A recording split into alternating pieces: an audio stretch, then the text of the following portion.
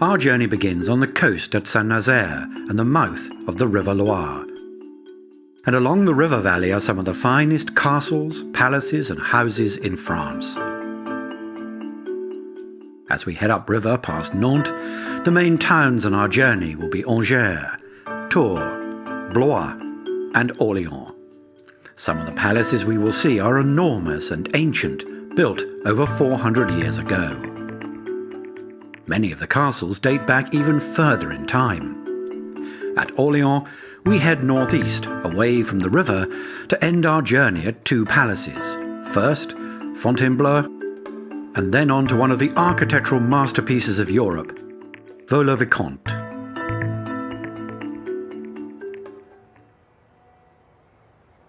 Saint-Nazaire, on the north bank of the Loire estuary, came into prominence during the 19th century, when the harbour expanded, shipbuilding began, and the railway arrived. The harbour is perhaps most famous for the daring and successful British Commando raid during World War II, when an old ship full of explosives was rammed into the dock gates to prevent the use of the dry dock by large German battleships. The Germans used Saint-Nazaire as a base for naval operations in the Atlantic, and inside the harbour is an enormous old German U-boat pen with concrete an incredible 9 meters thick, which was capable of withstanding any Allied bomb. The robustness of its construction means that even today demolition would be uneconomical. The base is now used by cafes, a bar, and on the roof is an exhibition about the harbour. The Loire is the longest river in France at 1,012 kilometres. It's been referred to as the Garden of France and is flanked by hundreds of historic estates as well as many famous French wine regions that line the banks. Muscadet, Sancerre, Pouilly-Fumé.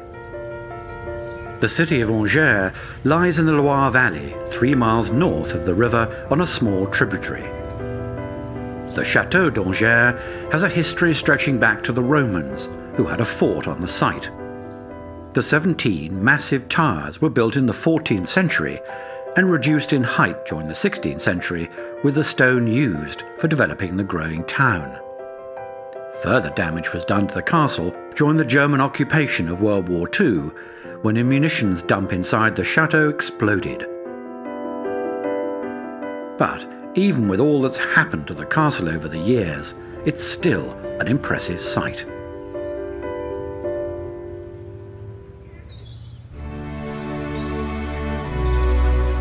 An equally impressive sight, and the first of many on this journey, is the Château du Plessis-Bourret.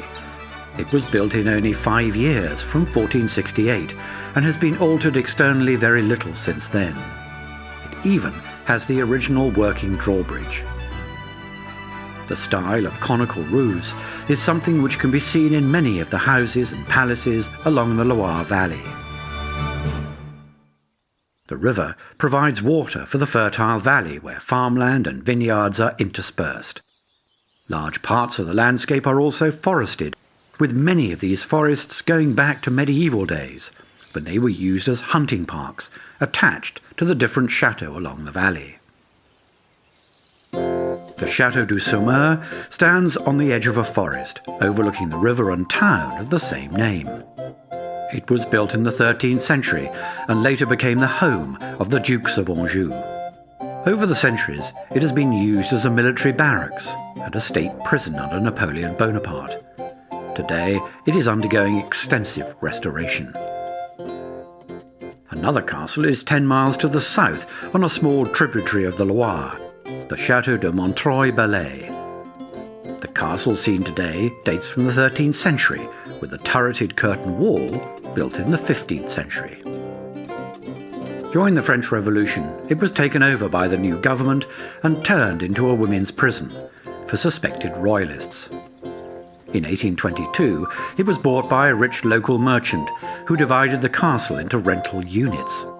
His daughter then took over the whole property, and her descendants continue to live in the castle today. Standing in the middle of farmland is the stronghold of the Château du Rivaux. The castle was once four-sided, with turret towers on each corner.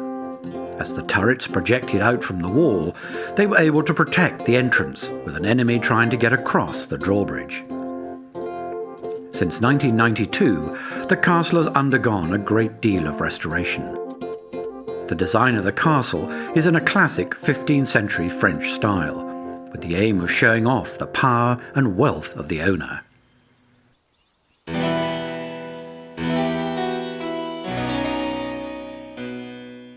By the 17th century, styles had changed, and the Château d'Oiron on the southern edge of the Loire Valley has been built as a house rather than a fortress, and the design has been influenced by classical ideas from ancient Rome. At the end of the 17th century, the house was lived in by Madame du Montespan. She'd been King Louis XIV's mistress and moved into the château after he'd tired of her.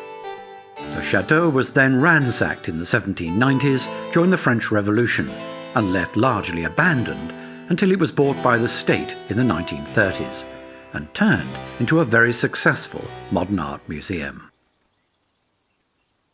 On the north bank of the River Vienne, close to where it meets the Loire, is the Château de Chinon. This massive fortress was built in the 12th century by King Henry II of England, who was also ruler of this area of France, which at the time was the separate kingdom of Anjou. King Henry died in the castle, and he and his wife, Eleanor of Aquitaine, as well as his son Richard the Lionheart, are all buried in a nearby abbey. The castle was partially restored in the 19th century. At the confluence of the Vienne and Loire rivers is the Château de Montsoreau, built in 1455 as a strategic fortress controlling river traffic along the Loire. Like so many other castles in this valley, it was in near ruins by the end of the 19th century, until it was bought by the local council and eventually restored and turned into a museum.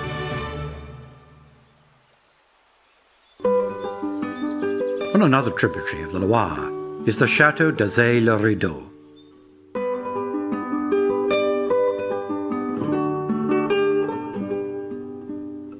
It was built by a rich financier who wished to establish his new nobility. It was designed in the first stirrings of the new French Renaissance style of the early 16th century and sits in a dammed section of the River Indre. The 19th century writer Honoré de Balzac described the Château d'Azay-le-Rideau as bathing in the Indre River like a princely creature.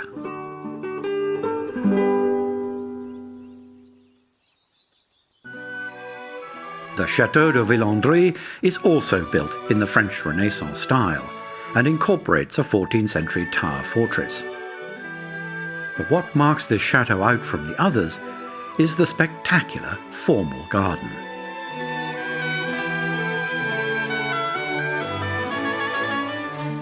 Once owned by Napoleon's brother, Joseph Bonaparte, the chateau fell into disrepair and was on the verge of being demolished before being bought by a Spanish doctor, Joaquim Cavallo, in 1906. He then poured an enormous amount of time, money and devotion into restoring the chateau and creating one of the most beautiful gardens in the world. And like many other chateaux of the Loire, it is now a World Heritage Site. The gardens are laid out in a classic formal style, with several kilometres of box hedging. There are all sorts of water features, ornamental flower gardens, and even a vegetable parterre.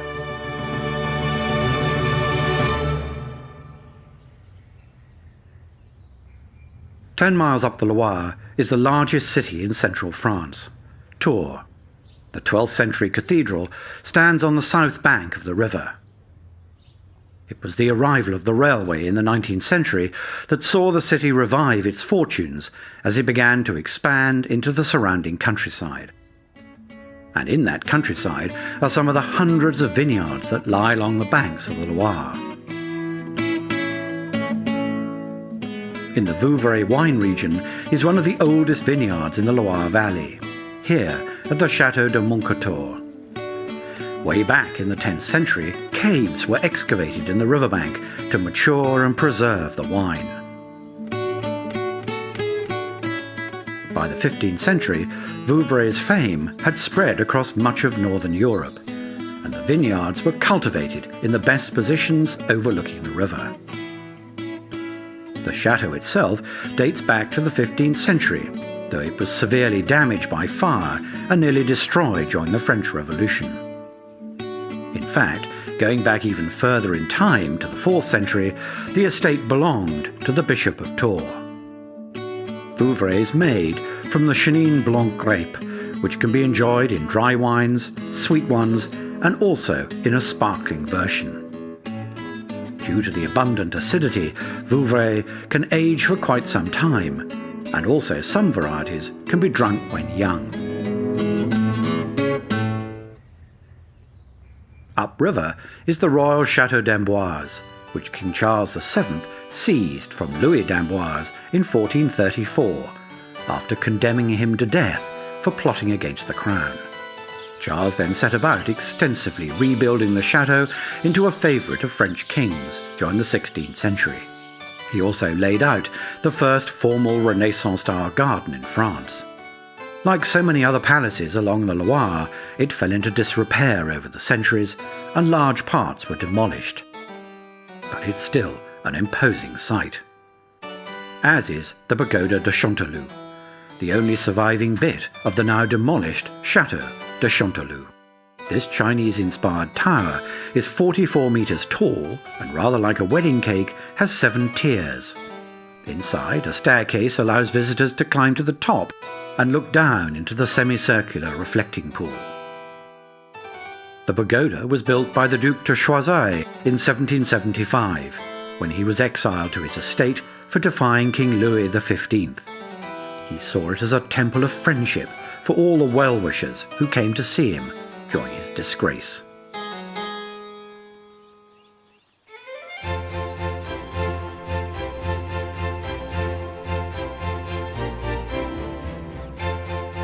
This is the Chateau de Chenonceau, and surely one of the most sublime in the Loire Valley.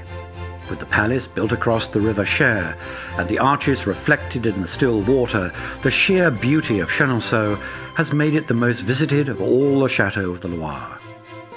The main section was built in the 1520s, but was later seized by the crown for unpaid debts. It was then given to King Henry II's mistress, Diane de Poitiers, who improved the house and built a bridge across the river. After the king's death, his wife and regent, Catherine de' Medici, had Diane de Poitiers expelled from Chenonceau by exchanging it for the Chateau de Chaumont, which we will see later. In the 1560s, Catherine de' Medici would spend a fortune on the house, and most importantly, build a gallery on top of the bridge that gives Chenonceau its shape today. She also replanted the garden in a formal style. The Queen held spectacular parties, often at night, and it's said she held the first ever firework display in France. After her death in 1589, the chateau went through a series of owners, until one of them, in the early 18th century, sold off all the contents. Chenonceau was saved during the Revolution because the bridge was the only one for many miles. In 1913, the Menier family, famous for their chocolates, bought the house, restored it, and still own it today. And in a final thought, Chenonceau played a part during World War II, as the bridge separated Nazi-occupied France with the French Free Zone on the opposite bank, and was used by many people to escape. Continuing upstream along the Loire is the Chateau de Chaumont, which Diane de Poitiers moved to after being forced out of Chenonceau. It was built on a hill overlooking the river in the early 1500s in a medieval fortress style, but decorated with some early Renaissance details. In the 18th century, the north wing of the castle was demolished to provide a better view of the river. After much neglect, the state bought Chaumont in 1938, and it's now a museum. 10 miles up the Loire is the town of Blois and its enormous royal chateau, which was a residence of several French kings. The Chateau de Blois was built between the 13th and 17th centuries, comprising several buildings around the main courtyard. The palace has 564 rooms, each with its own fireplace, 75 staircases, and 100 bedrooms. One of the best-known parts of the palace is the monumental staircase built in 1515. It's covered with decorative sculpture and dominates the central courtyard. At the end of this long avenue is the Château de Cheverny, which was completed in 1650 for the Hurault family. The house has been built in a rigidly symmetrical design, with a roofline which seems to break the building into 5 separate sections. During the French Revolution, the family had to give up much of their wealth and therefore were forced to sell the house in 1802. But they bought it back in 1834. In 1914, the chateau was opened to the public, one of the first great French houses to do so. Children visiting may well feel they recognize the chateau, because the Belgian comic book creator, Hergé, used Cheverny as the inspiration for Marlinspike Hall in his Adventures of Tintin books. A few miles to the north is the Château de Ville-Savin, built in the 1530s for Jean Le Breton. The chateau was constructed by the master craftsmen who had worked at the royal palaces on the Loire. This was because Jean de Breton was Secretary of Finance to King François I, and also Superintendent of Works for the hunting lodge that the king was building in a forest 4 miles away, the Château de Chambord.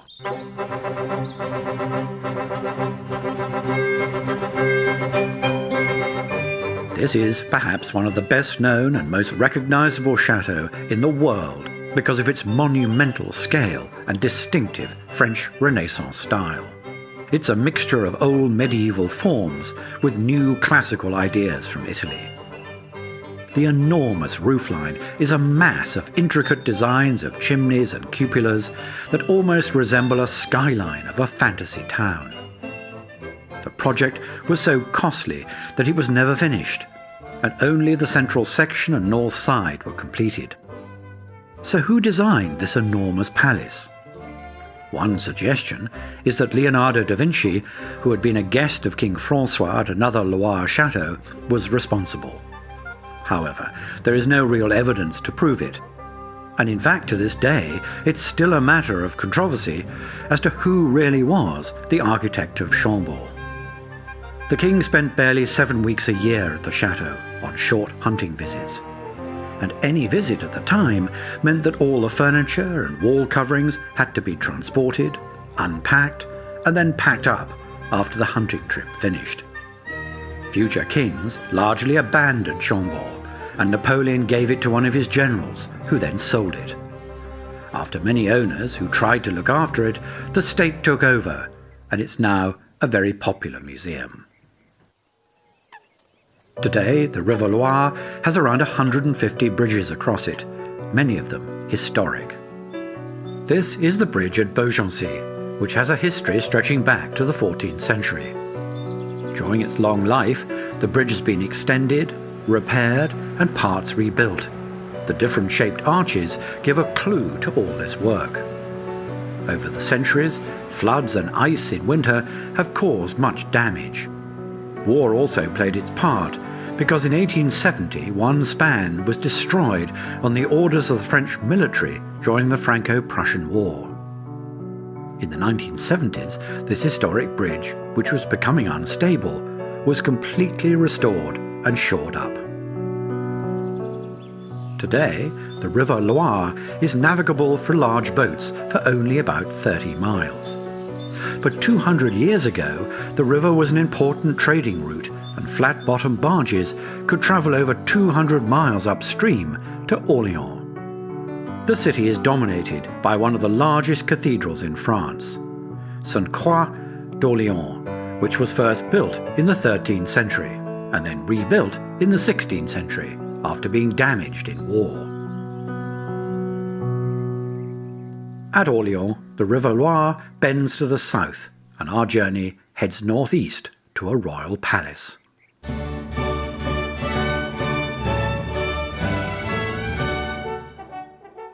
This is the Palace of Fontainebleau, and the work of many French monarchs. It was begun back in the 16th century and is arranged around a series of courtyards. It was François I, creator of Chambord, who built the initial courtyard. Succeeding French kings then added more. But by the middle of the 17th century, Fontainebleau began a steady decline, as the Palace of Versailles took over the interest of King Louis XIV. During the French Revolution of the late 18th century, the entire contents of Fontainebleau were sold off to ensure it could not be used as a royal palace again. However, within a decade, Napoleon Bonaparte began to transform the palace into a symbol of his grandeur. And it was here, in 1814, that he bade an emotional farewell to his old guard, before going into exile on the Isle of Elba. A few miles to the north is the final destination of this journey, and one of the greatest architectural masterpieces of not only France, but of the world, the Château de Vaux-le-Vicomte.